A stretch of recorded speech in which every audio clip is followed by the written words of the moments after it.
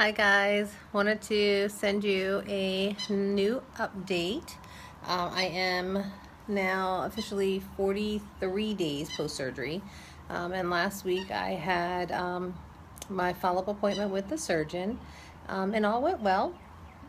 He said that my weight loss was right in line, even though I told him about my concerns with the fact that I haven't lost anything in weeks. What's so funny about it is, before surgery, I still weighed myself every day. So I'm used to seeing, ups and downs on the scale, right? One day I get on the scale and it's up a pound or two down. Um, it always fluctuates a few pounds up to 5 pounds. In this last couple of weeks, I get on the scale and it's literally like Groundhog Day. I mean, to the tenth of a pound, it's exactly the same. And if it changes, it's 0.1 up and 0.1 down. It's absolutely the craziest thing. I read an article the other day that somebody posted in one of my groups, and it spoke to that a little bit, saying that your body, as it goes through weight loss, even though weight loss is a calculation, and that's the piece that I keep getting stuck with, right, is there's so many calories your body physically has to burn to stay alive, right? Plus any movement you do, minus the calories you're taking in, means your body has to be burning stuff. So why don't I see it? But according to the article, although that's happening, it says that what your body is doing is replacing that fat with water, and then at an arbitrary time, it will release that water, and that's when you'll see the pounds go away. And it called it the squishy fat, I think. And it was saying how, places where the fat was firm, and sometimes that, you'll be able to feel that on the outside, and sometimes it'll be more of the internal fat that's around your organs, but that it becomes more squishy. The article did say that for those dieting in a non-surgical state, having a cheat meal, like a large calorie meal, per their study, seemed to push that along, right? So usually after having a cheat meal the next day, the body released all that fat and they had that large drop in weight. Obviously for me, having a cheat meal isn't possible, because I just can't eat it.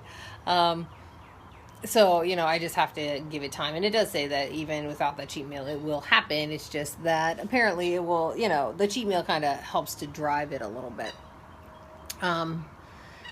I've been doing, so anyway, he felt that all that was okay. I talked to him about the fact that I've just been constantly nauseous, and that I still feel really weak. And he seemed to think that a lot of that is from my continued lack to be able to get my full fluids in, and he even said that he could tell based on my blood pressure being lower but my heart rate being higher that my body is dehydrated, not to the point that I need hospitalization, but to the point that I need to focus on it. So that's what I've been doing the last couple of days, is focusing more on the fluids, and still trying to get the proteins in, but making the fluids a priority. And I have been doing a lot better. I'm getting closer to the 64 ounces for my fluids. The first day I did it, I ended up with 8 grams of protein, so clearly nowhere near 60 to 80. Yesterday I was able to get back to, I think, about 40 grams of protein, and I'm doing a little bit better today as well. What I've done, what seems to be working right now, and I don't know if it's the best thing, but I'm having like half of one of the protein shakes in the morning.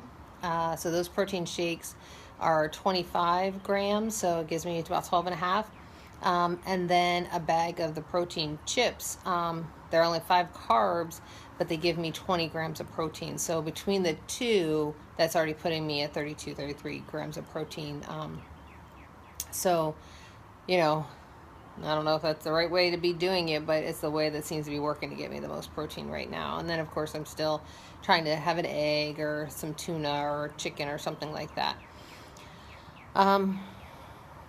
David left yesterday, and in usual Jen fashion, I was all emotional.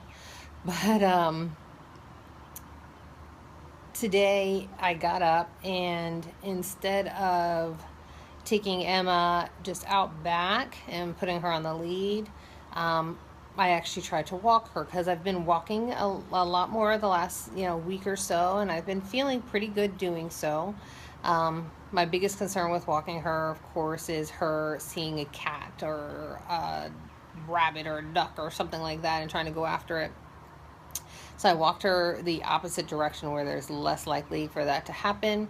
And I was getting tired walking her, but I was doing okay. She was doing okay.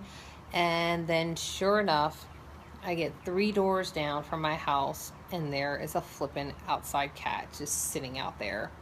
And she went absolutely berserk. I didn't get pulled to the ground or anything like that, but I think that it tweaked me in such a way. All I know is that I have had pain the rest of the day. Not excruciating pain, obviously, not pain where I feel like I have set myself back, but pain where it's been uncomfortable. And I did take some pain medicine earlier. Not narcotic pain medicine, it wasn't that bad, but I did take some pain medicine and laid down and slept for a bit, and it's still kind of sore, but it's manageable. It's manageable. And I know David needed to go, and I'm so grateful that he stayed for the almost 2 months that he did. Such a blessing. I just there aren't words to describe my gratitude to him. But it's hard. It's hard being by myself now, and dealing with it all. And I think I've said it before. Oh my goodness, I need to stop. I am not a cute crier. I've said it before, but pain is definitely the doorway to the enemy. And it quickly makes you focus on the pain instead of focusing on the blessing. So that is what I'm trying to do now, is just remember that God has brought me through this situation, brought me into this situation for a reason. And there's a reason for all of this. And trying to focusing on him, all right, as I have the pain and the doubts and all of those other things that happen.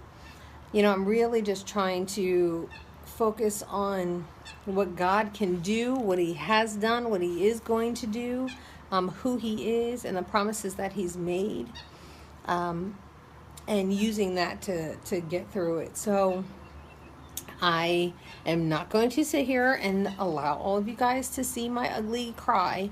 And I'm not going to allow myself to cry. I'm going to actually, as soon as I finish recording this video, I'm going to go to Spotify in my self-created inspirational playlist, and I'm going to listen to some praise and worship music, and redirect my mind away from feeling alone and feeling pain, and redirect it to feeling God's warmth and his love, and feeling him surrounding me, and knowing that I will be okay. So I will end with that. I do thank you guys for spending time with me, for following my journey, for sharing with me, for your encouragement and your continued support. And I will give you guys another update soon. All right. Love you. Bye.